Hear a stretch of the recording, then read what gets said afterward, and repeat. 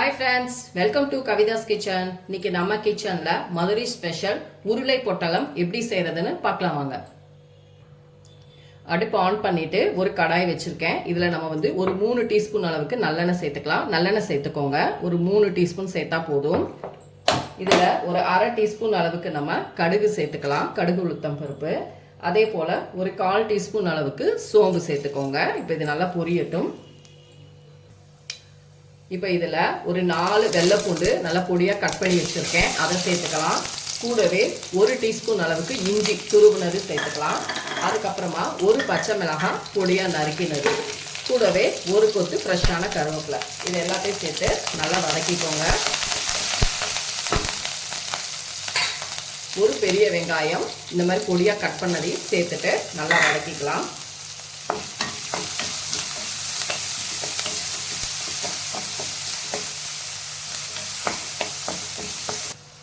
இப்போ வெங்காயம் பச்சை மிளகாய் எல்லாம் வதங்கிருச்சு. தேவையான அளவு நம்ம உப்பு சேர்த்துக்கலாம். உப்பு சேர்த்துட்டு நல்லா வதக்கிக்கலாம்.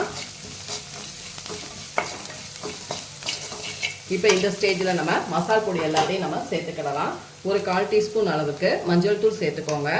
அதே போல் 1/4 டீஸ்பூன் அளவுக்கு பெருங்காயத்தூள் சேர்த்துக்கோங்க. 1 டீஸ்பூன் அளவுக்கு தனி மிளகாய் தூள் சேர்த்துக்கோங்க. இப்போ இது எல்லாமே நல்லா வதங்கணும். இந்த மசாலாவுடைய பச்சை ஸ்மெல் போகணும், அந்த அளவுக்கு நம்ம வதக்கிக்கலாம்.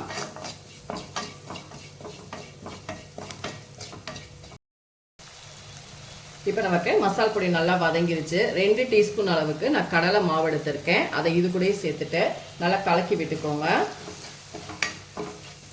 இந்த மசாலாவோட எல்லாமே நல்லா அது கோட் ஆகணும். கூடவே இதில் ஒரு 1 டீஸ்பூன் அளவுக்கு ஆயிலும் சேர்த்துக்கலாம்.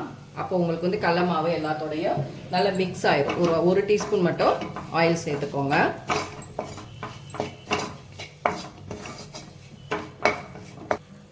இப்போ இந்த ஸ்டேஜில் நான் ஒரு 3 உருளைக்கிழங்கு வேக வச்சு தோலெல்லாம் எடுத்துட்டு இந்த மாதிரி நல்லா மசிச்சு வச்சிருக்கேன்.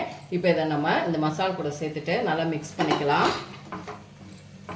அவ்வளோதான், நம்ம குயிக்காக செஞ்சிடலாம். மதுரையில் இது ரொம்ப ஃபேமஸ் உருளை பொட்டலம். அடுப்பை லோ ஃப்ளேமில் வச்சுட்டே நீங்கள் நல்லா கிண்டி கொடுத்துக்கோங்க.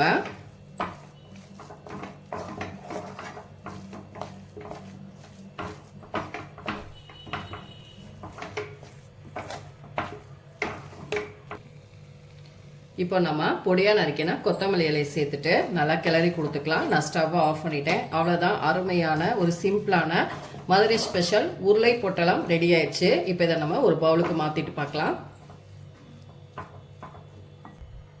ஃப்ரெண்ட்ஸ் பாருங்கள், நான் ஒரு பிளேட்டுக்கு மாற்றிட்டேன். எவ்வளோ அருமையாக இருக்குது. மதுரையில் இந்த மாதிரி நமக்கு பொட்டலம் பண்ணி கொடுப்பாங்க. நீங்களும் இதே மாதிரி செஞ்சு பாருங்கள். செஞ்சு பார்த்துட்டு என்னோட வீடியோஸை லைக் அண்ட் ஷேர் பண்ணுங்கள். மறக்காமல் கவிதாஸ் கிச்சனுக்கு சப்ஸ்கிரைப் பண்ணிக்கோங்க. ஃபேஸ்புக்லேயும் ஃபாலோ பண்ணுங்கள். இந்த ரெசிபி தயிர் சாதம், ரசம் சாதம், சாம்பார் சாதம், அப்புறம் வெரைட்டி ரைஸியான லெமன் ரைஸுக்கும் சூப்பராக இருக்கும். கண்டிப்பாக ட்ரை பண்ணி பாருங்கள் ஃப்ரெண்ட்ஸ். அடுத்த வீடியோவில் உங்களை சந்திக்கிறேன். தேங்க்யூ.